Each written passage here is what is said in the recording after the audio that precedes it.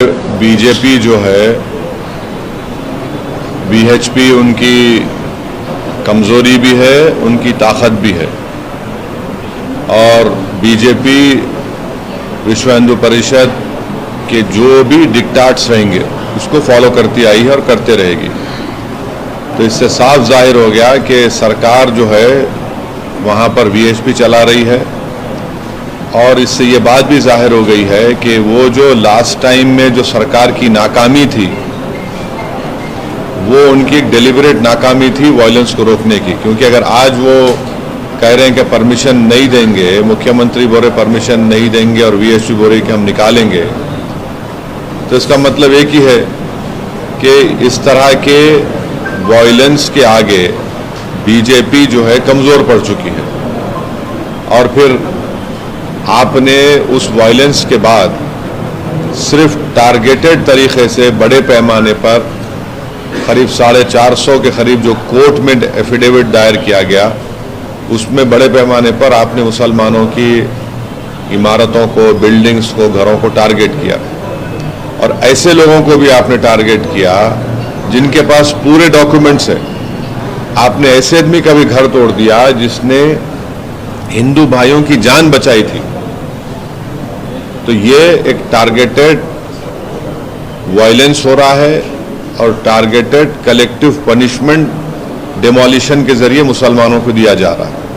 और अब तो खैर कई मुसलमान के घर बचे ही नहीं, इतने घर आपने तोड़ दिए बीजेपी की हरियाणा की सरकार ने वहाँ पर। और अफसोस की बात यह है कि ये G20 होने जा रहा है, तो कौन वायलेंस करना चाहता है? विश्व हिंदू परिषद खुद गवर्नमेंट बनी हुई है वहाँ पर गवर्नमेंट बीजेपी की नहीं, विश्व हिंदू परिषद जो बोले वो कर रहे हैं वो लोग। इसीलिए तो आपने कलेक्टिव पनिशमेंट दिया, कोई घर बाकी नहीं रहा, मुसलमानों का घर ही तोड़ दिया आपने, बिल्डिंगें तोड़ दी आपने। हजारों लोगों को आज आसमान के नीचे अपनी जिंदगी गुजार रहे हैं, बारिश में और धूप में। अभी जिस तरह से बीएचपी कह रही है, बीजेपी के खिलाफ जाकर ये कह रही है कि हम किसी भी, ये सब ड्रामा है, ये सब ड्रामा है। कोई फर्क नहीं है वीएचपी में, बीजेपी में कोई फर्क नहीं है। सर, कुछ लीडर्स को भी अरेस्ट किया गया है, डिटेन किया गया है। सब ड्रामा है, ये सब ड्रामा है। मगर ये अच्छा है कि देश देख रहा है कि सितंबर के अब पहले हफ्ते में या जो भी 8-9 तारीख को जो G20 होने जा रहा है, कौन ये सब माहौल खराब कर रहा है? तो बीजेपी खुद कर रही है, विश्व हिंदू परिषद को इजाजत देकर। आप सरकार में है और एक ऑर्गेनाइजेशन आपको बोलती है, थ्रेटन करती है, तो आप झुक जाते हैं उनके आगे। ये आप सरकार चला रहे, ये रूल ऑफ लॉ है आपका।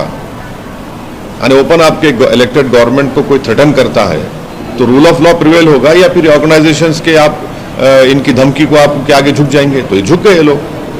सर, एक तरफ से सरकार वायलेंस को रोकने की कोशिश कर रही है। सर, क्या सरकार? सरकार खुद मिली हुई है, क्या रोक रही है? सरकार खुद मिली हुई है। वो जो टारगेटेड घरों को तोड़ा गया वो क्या है?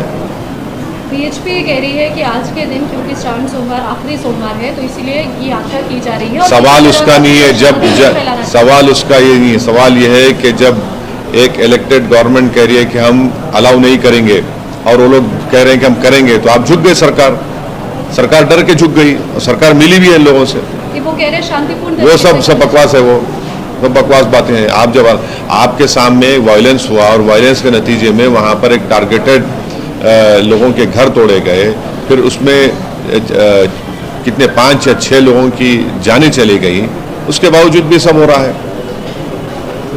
अभी कांग्रेस के बारे में भी होम मिनिस्टर कह रहे हैं कि पिछली बार जो हुआ था हिंसा, उसकी मैं किसी और पार्टी के बारे में नहीं बोल सकता, वो बोलेंगे अपने बारे में। लेकिन आप कैसे देखते हैं कि जो इन्वेस्टिगेशन हो रही है, जिस तरह से होम मिनिस्टर ने कहा कि इन्वेस्टिगेशन, देखिए जो मस्जिद के इमाम को लोग मस्जिद से निकालकर उनकी मॉब लिंचिंग करके उनका मर्डर कर दिए, क्या आपने उनके घर को तोड़ना छोड़िए, क्या आपने बुलडोजर भिजाया उनके घर के पास?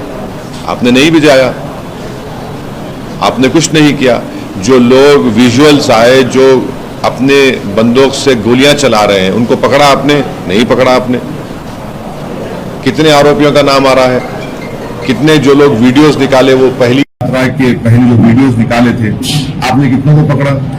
वो तो आपके लिए मोना डार्लिंग बने हुए हैं पूरे। आपकी आपकी तरफ से किस तरीके से जो है आप इस मामले को लेकर जाने वाले हैं? कोई न्यायिक तौर पर नहीं, हम तो बोल रहे हैं हुकूमत देख रही है, और अफसोस ये है कि जिन लोगों का घर तोड़ दिया गया, जो धूप में बारिश में बेघर हो चुके हैं, ये ऐसी सरकार है बीजेपी की जिनके दिलों में इंसानियत नाम की कोई चीज बाकी नहीं रही। आपने सुप्रीम कोर्ट के जजमेंट को आपने डिसरिगार्ड करा, ड्यू प्रोसेस फॉलो नहीं किया, और आपने जाकर अचानक पूरे 450 घरों को तोड़ दिया, आपने बिल्डिंग्स को तोड़ दिया, मेडिकल शॉप्स को तोड़ दिया। ये आपका इंसाफ करने का तरीका है? ये जुल्म है आपका, ये बीजेपी का, हरियाणा की सरकार का। आप कोर्ट के दरवाजे खटखटाएंगे? लोग गए हैं ना कोर्ट को, देखिए नहीं, कोर्ट लोग गए हैं, जिम्मेदार लोग कोर्ट को गए हैं, हम देख रहे हैं कोर्ट क्या फैसला लेगा, देखेंगे। सर, मुजफ्फरनगर वाले मामले में टीचर ने आगे आकर कहा कि वो किसी भी तरीके का कम्युनल एंगल इसमें नहीं है, और टीचर हो सकता है कि उनको समझ में नहीं आ रहा, उनका जो जहर उन्होंने पैदा किया मासूम बच्चों के जरिए, क्योंकि वो एक बड़ी कम्युनिटी को बिलोंग करती है और एक बड़ी कास्ट को बिलोंग करती है, और वहां पर मुसलमान कम तादाद में है, तो इसलिए उनका ये जो बयान है वो उनके कम्युनल बिहेवियर की का एक अक्कासी करता है। वो बैठकर बच्चों को बोल रही है कि मोहम्मदन बच्चों को मारो, वो बैठकर कह रही है कि तुमने हल्का क्यों मारा, और मारो, और उसके बावजूद भी उनमें इतनी बराबर भी शर्म नहीं है, हया नहीं है कि आप टीचर हैं और पेरेंट्स आपके भरोसे पर बच्चों को भिजाते हैं, और आप वहां पर बैठकर उन मासूम बच्चों को हिंदू मुसलमान बता रहे हैं। अब तक अरेस्ट क्यों नहीं किया जा रहा उस टीचर को? उन पर सेक्शन 75 जुवेनाइल जस्टिस एक्ट क्यों नहीं लगाया जा रहा है? और ये क्या तमाशा है, वहां पर वो मासूम बच्चे को लाकर उन बच्चों से गले मिला रहे हैं। और आज मैं देखा कि वो बच्चा कह रहा है कि रातों में नींद नहीं आ रही मुझे। आप मासूम बच्चों के मेमोरीज को बर्बाद कर रहे हैं। 7 साल के बच्चों को आप सिखाते हैं नफरत, हिंदू मुसलमान ये सब नफरत, आप टीचर रहकर, और आपको जरा भी उसका वो एहसास नहीं है। बजाय इसके कि आप चुल्लू पर पानी में डूब मरते कि आप टीचर रहकर आपने इस तरह की हरकत की, और आप ये कह रहे हैं कि नहीं मैंने नहीं किया, मुझे कोई उसका अफसोस नहीं है। अगर वहां पर नरेंद्र मोदी के कोई स्टैचू को जला देगा या उत्तर प्रदेश के मुख्यमंत्री का पोस्टर को फाड़ देगा, तो पुलिस क्या करेगी बताइए हमको? क्या करेगी पुलिस? आप नहीं जाएंगे वहां पर? क्यों नहीं जाएंगे? क्यों नहीं जाएंगे वहां पर? आप बताइए, आप ये क्या हो रहा है? और आप उसके बाप से कह रहे हैं, बाप को दबाव डाल दिए। मैं बात किया वो बच्चे के फादर से, वो बोल रहे कि मुझे आकर कहा गया कि गांव में माहौल खराब हो जाएगा। एक बाप अपनी बच्चे की इज्जत की लड़ाई नहीं लड़ सकता, उसके हक की लड़ाई नहीं लड़ेगा, माहौल खराब हो जाएगा। बच्चे को बिठाकर स्कूल में उसको पीटते हैं, वो माहौल जब खराब नहीं हो रहा है। अफसोसनाक बात है, अरे इतनी तकलीफदेह बात है कि छोड़ दीजिए मुसलमान था, कोई पेरेंट्स अगर अपने बच्चों को स्कूल को भिजाते हैं तो टीचर के पास क्यों भिजाते? कि माँ बाप के बाद अगर कोई इन बच्चों को मोल्ड करता है तो टीचर खुद नफरत पैदा कर रही है और बोल रहे हैं कि नहीं ये ऐसा होता है। मैं भी स्कूल गया, सबको स्कूल गए कि हमारे किसी को इस तरह के मारा गया, पीटा गया कि तुम्हारा इस समुदाय से ताल्लुक है, और फिर उन पर कोई एक्शन नहीं लिया था। बेलेबल सेक्शन लगाते, सेक्शन 75 जुवेनाइल जस्टिस एक्ट के किस लिए इस्तेमाल होगा? National commission for child protection क्या सोते रहेगा? नेशनल ह्यूमन राइट्स कमीशन सोते रहेगा इसमें? और पुलिस क्या एक्शन ले रही है बताइए? पुलिस तो सेटल करा रही है, सेटलमेंट करा रही है खाली पुलिस। वहां पर बाप को दबाव डाल रही है कि तुम कुछ मत करो। वो बच्चा रातों में नींद नहीं आ रही, उसको सो नहीं पा रहा है, क्योंकि वहां पर मुसलमान कमजोर है, एग्रीकल्चर लेबरर है, इसलिए आप दबाव डाल रहे हैं वहां पर, और पुलिस और सरकार प्रशासन पूरा उनका साथ दे रही है। आपने तो पूरा वीडियो ट्वीट किया था, लेकिन national child commission for protection, national commission for child protection का सेक्शन 75 जुवेनाइल जस्टिस एक्ट क्या कहता है? राइट टू एजुकेशन का सेक्शन पढ़ लीजिए क्या कहता है। वो टीचर में कोई रिमोर्स नहीं है, कोई रिमोर्स नाम की चीज नहीं है, और पूरा एडमिनिस्ट्रेशन, पूरा उनके लोग, उनके समुदाय के लोग पूरा उनकी मदद कर रहे हैं। अगर वो बच्चा मुसलमान नहीं होता, कोई और समुदाय का होता, कास्ट का होता, तो क्या होता अब तक? क्या उसके माँ बाप का घर नहीं तोड़ दिया जाता? क्या उस बच्चे को ले जाकर आप चाइल्ड होम में नहीं डालते? ये इंसाफ नहीं, नाइंसाफी की मिसाल है। यही हो रहा है और यही होता रहेगा। और सबसे बड़ी तकलीफ अगर उठाना पड़ रहा है तो भारत के मुसलमानों को, और जब तक वो समझेंगे नहीं इन बातों को और अपनी पॉलिटिकल लीडरशिप नहीं बनाएंगे, ऐसे ही नाइंसाफी होती रहेगी। फायदा क्या? सब आके थोड़े दिन मिलेंगे, मगर उस बच्चे की तो मेमोरीज हमेशा के लिए खराब हो गए ना। जो साइकोलॉजिकल इंपैक्ट उस पर पड़ा होगा बच्चे के ऊपर, वो कोई उसको महसूस ही नहीं कर रहा है। सर, बच्चे के पिताजी ने मीडिया से बात करते हुए कहा कि आपसी कॉम्प्रोमाइज हुआ है। और एक बात सुनिए, अगर किसी और के बच्चे को मारा जाता और जाके बोलते कॉम्प्रोमाइज करो, तो बाप कॉम्प्रोमाइज कर लेगा, क्योंकि वो कमजोर है। वहां पर वो एग्रीकल्चर लेबरर हैं, डरे हुए हैं, और उस बाप को मालूम कि योगी की सरकार में मुसलमानों को इंसाफ नहीं मिल सकता। उनको सिर्फ बुलडोजर मिलेगा, या फिर एनकाउंटर मिलेगा, या फिर जेल मिलेगी। आप ये, अरे बाप बोल रहा है तो पुलिस सुन लेगी, तो ठीक है, कल से कोई भी किसी बच्चे को मारेंगे और फिर बोलेंगे नहीं, बाप कंप्लेन नहीं करेगा तो हम एक्शन नहीं लेंगे, मत देंगे। सके होगा क्या? 7 साल के बच्चे को सिखाएंगे आप हिंदू मुसलमान? पूरे स्कूल में बच्चे क्यों हैं फिर वहां पर? इसका इंपैक्ट जो पड़ रहा है ना, पूरे देश में पड़ रहा है, पूरे हर जगह पड़ रहा है। अभी बीजेपी की तरफ से बात आ रही है कि जिस तरीके से आप माइनॉरिटीज को भी पैसा 1 लाख रुपए जो है वो दिया जा रहा है, उनका ये कहना है कि इंसाफ की बात क्योंकि आप कह रहे हैं, वो कह रहे हैं कि प्रधानमंत्री की कई योजनाओं को जो है हर किसी को दिया जा रहा है, तो इसीलिए ये देखिए ऐसा, नहीं करना। देखिए ऐसा है ना कि बीजेपी जो है डेलिबरेटली आधी सच्चाई बोलती है, आधी और पूरी झूठ बोलती है। क्या तेलंगाना में बैकवर्ड क्लास के हमारे हिंदू भाइयों को प्रोफेशन की बुनियाद पर ये सेम स्कीम नहीं दी जा रही है? बराबर दी जा रही है।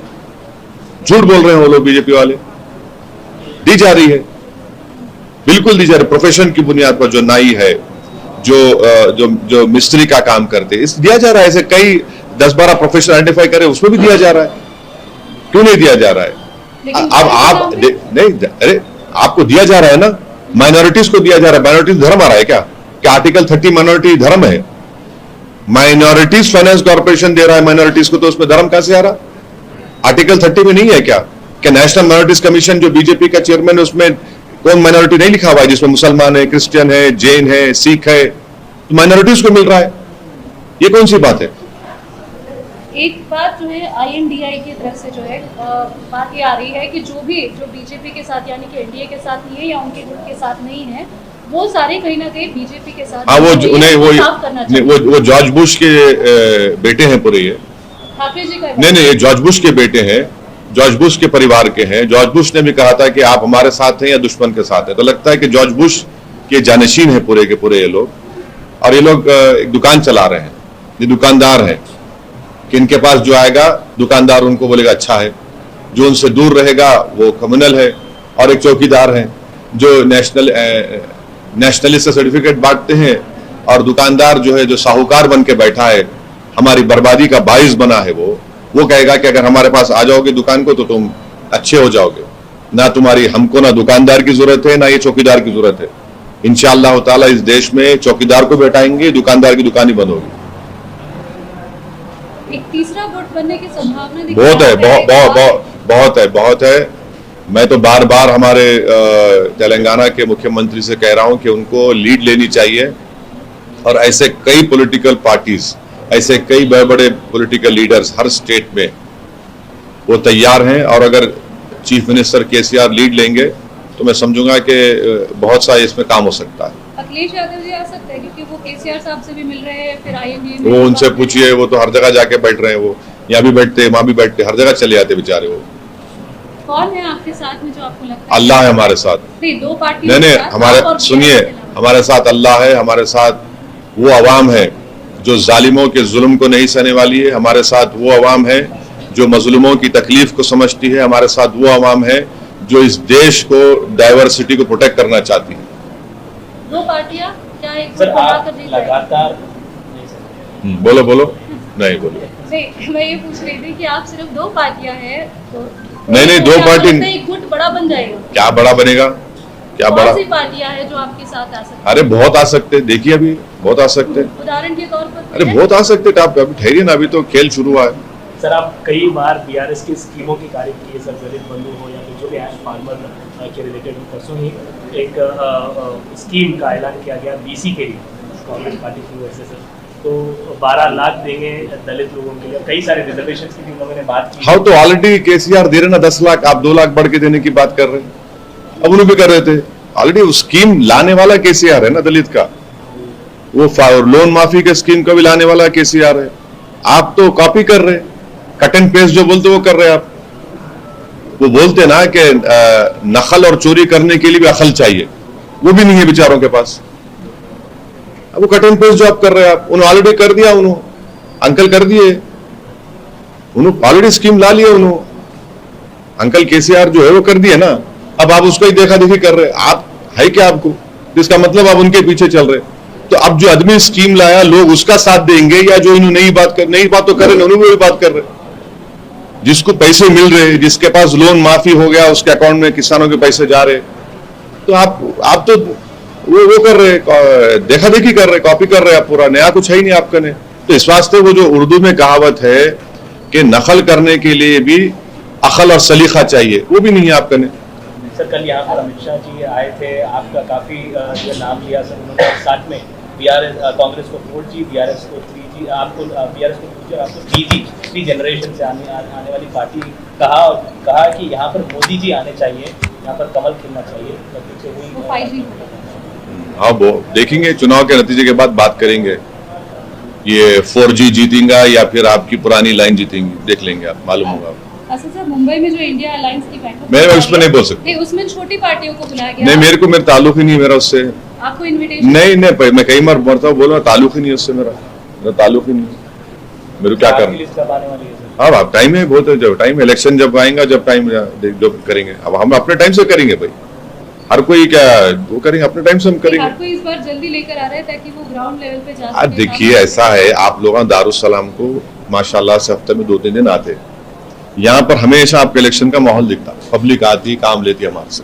दूसरे पार्टियों को इलेक्शन के माहौल में आना पड़ता। हम लोग साल के 12 महीने जनता का काम करते रहते और सिर्फ जमीन पर रहते, हवा में नहीं रहते हम लोग। हमारा पार्टी के मेंबर्स, हमारे पार्टी के एमएलए, कॉर्पोरेटर्स, है हम में कमजोरी है, हम नहीं बोल रहे, मगर मैक्सिमम हमारी कोशिश होती है कि आवाम के दरमियान रहना। जिसका इंतकाल हुआ हम नजर आते, बच्चे का हकीका है वो नजर आते हम लोग, बच्चे को मिठाई खिला रहे नजर आते हम लोग, फिर आप दवाखाने में, मॉर्चरी में जो हम नजर आते, राशन कार्ड में हम नजर आते, पेंशन स्कीम का गाइड कर रहे हैं वहां हम नजर आते, ट्रांसफर है तो हम नजर आते, हर जगह पे हम नजर आते आपको। वो कोई पॉलिटिकल पार्टी नजर नहीं आती, अब खाली आप इलेक्शन आए तो पॉलिटिक्स नजर आते। हम लोग हर जगह पे माशाल्लाह से काम करते आए। हमारी ताकत है, यही हमारी मेहनत है, और हम इससे हमारे को भरोसा है, अवाम हमारे को इंशाअल्लाह ताला हमारे को और बड़ी ताकत से नवाजेगी, हमको कामयाबी मिलेगी। अब अरे भाई, आपको इतनी जल्दी कहीं को फिक्र है? आपको ब्रेकिंग न्यूज मिलेंगी जब मिलना है, मिलेंगे। अब क्या है? साहब, आप बाकी राज्यों में भी जा रहे हैं अपने आप को विस्तृत? हाँ, अभी जा रहा हूँ, मैं परसों जा रहा हूँ, रांची में बाई इलेक्शन है, मैं जा रहा हूँ, लड़ने जा रहे रांची। जब आप अपने आप को विस्तृत कर रहे हैं तो बीआरएस तक ही आपकी दोस्ती क्यों है? बाकी पार्टियों के साथ क्या आप नहीं जाना चाहते या फिर? देखिए, ऐसा नहीं, ऐसा देखिए, जो हमसे दोस्ती करना चाहेगा तो हम दोस्ती करेंगे, और दोस्ती का मतलब यह है कि आप अमन को बरकरार रखिए, स्टेट प्रोग्रेस करना चाहिए, किसान खुश होना चाहिए, इलेक्ट्रिसिटी मिलना चाहिए, गरीबों को पूरा सोशल बेनिफिट का जो वेलफेयर के स्कीम से मिलना चाहिए, वो होता है, वो हो रहा है यहाँ पर। अब दूसरे हमको दोस्ती नहीं करना चाह रहे तो हम भी, हमारे को जरूरत नहीं है। अब क्या मैं बोलते रहूं, वो मैं दोस्ती करना चाह रहे हम करेंगे, नहीं कर दुश्मनी करना, मुखालिफत करना चाह रहे करिए, मगर दोस्ती कोई करेगा तो हम करेंगे, नहीं करना चाहे तो हमारा क्या फर्क पड़ता? कोई दोस्त नहीं मिला था? अरे देखिए, इतनी जनता हमारी दोस्त है, हमारा कोई दुश्मन नहीं है। नहीं, हमारा कोई दुश्मन नहीं है, हमारे दोस्ती है, पूरे दोस्त है हमारे। Okay, thank you.